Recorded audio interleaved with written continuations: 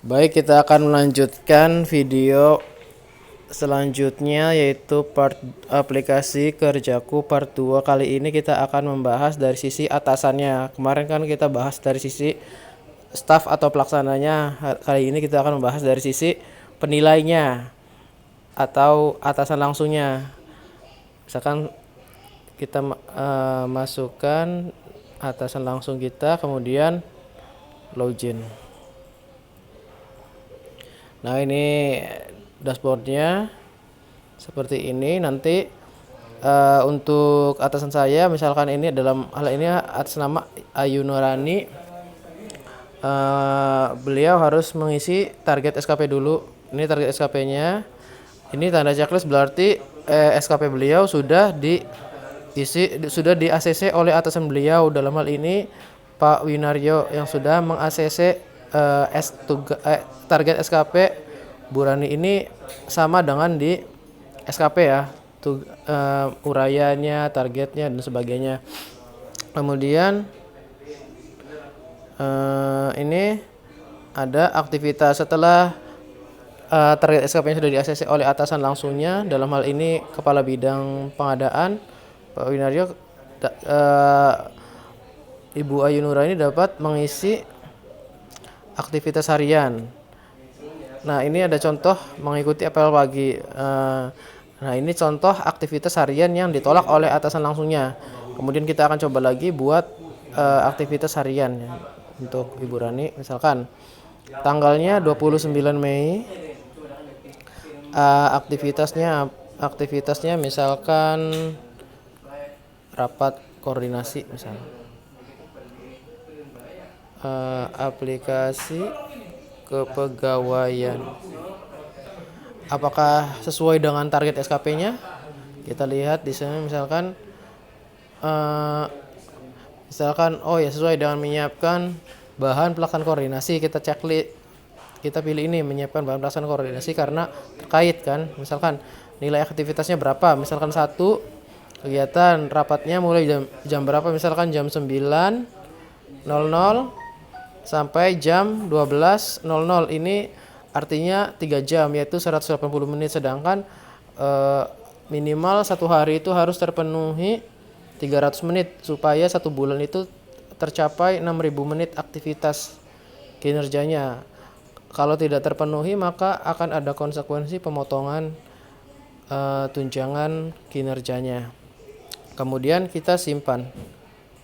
Kemudian sudah masuk ini rapat koordinasi, cuma ini belum disetujui oleh atasan langsungnya. Dalam hal ini Pak Kabid Pengadaan belum disetujui. Setelah ini kita akan masuk ke menu selanjutnya, yaitu realisasi SKP. Ini realisasi SKP bentuknya hasil dari kerja kita satu tahunan ini kan, pencapaian kinerjanya gitu kan. Nah, untuk ada laporan aktivitas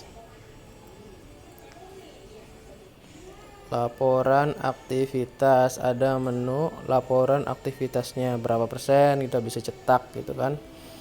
Nah, kemudian ada cetak laporan ini biasanya kan kita bikin SKP dari format di Excel itu kan, yang isi manual gitu kan. Nah, dengan aplikasi ini kita tidak perlu lagi mengisi di Excel, tinggal isi di aplikasi ini. Nanti di akhir tahun atau di awal tahun untuk laporan SKP kita tinggal cetak di sini saja, sama saja formatnya. Kemudian ada menu selanjutnya, profil. Ini profilnya, ini nanti bisa dirubah, tinggal klik ubah data, foto juga bisa dirubah. Ke menu selanjutnya. Nah, ini yang terpenting nih untuk sebagai penilai. Sebagai atasan langsung ini wajib ya, ini fitur wajib ini. Jadi ada fitur penilaian, ada penetapan target. Jadi misalkan saya sebagai Ayu Nurani, saya mempunyai 3 orang staf, yaitu Pak Ujianto, Pak Dedi dan Pak Didit di sini. Misalkan saya milih Pak Ujianto. Nanti di sini keluar nih target SKP dari Pak Ujianto ini, dan ini belum disetujui oleh Ibu Rani. Kelihatan karena di sini masih di sini kan. Sudah disetujui di sini tuh. Artinya di sini kemudian misalkan saya batalkan gitu kan. Nah ini kan sebagai atasan kita bisa ngedit misalkan ini tidak sesuai atau sebagainya gitu kan. Cuma kalau kita udah setuju tinggal kita konfirmasi target. Akhirnya kita sudah menyetujuinya gitu kan.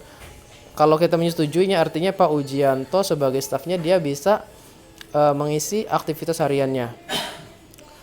Bisa juga nanti lihat di staf yang lainnya, Dedi, Pak Didit itu misalkan. Nah, setelah penilaian target, penetapan target, kemudian ada penilaian realisasi gitu kan. Sama ke kayak tadi gitu tuh. Kita menyetujui tidak gitu konfirmasi realisasi, cuma ini untuk di 1 tahun aja sekali gitu kan. Sama dengan ini juga penetapan target dan penetapan realisasi ini cuma 1 tahun. Kemudian ada penilaian aktivitas. Aktivitas ini artinya menilai aktivitas harian dari bawahan kita setiap harinya gitu kan. Misal kita pilih Deddy Suherman gitu kan. Oh ya, hari ini Pak Deddy Suherman ada aktivitas rapat koordinasi satu kegiatan.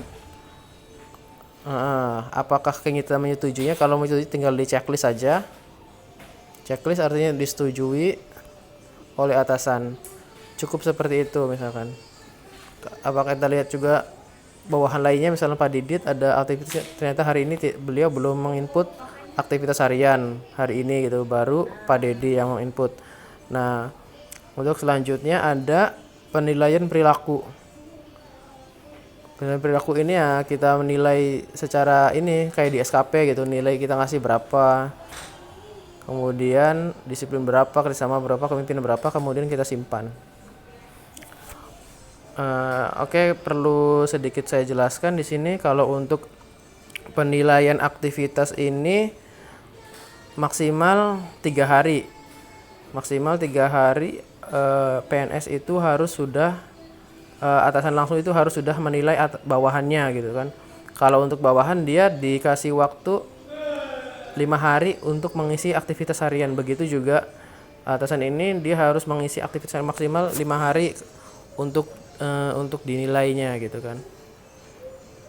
Jadi harapannya begitu pulang kantor gitu kan, lihat aktivitas anak buahnya gitu hari ini ngapain aja gitu, bisa terpantau di sini.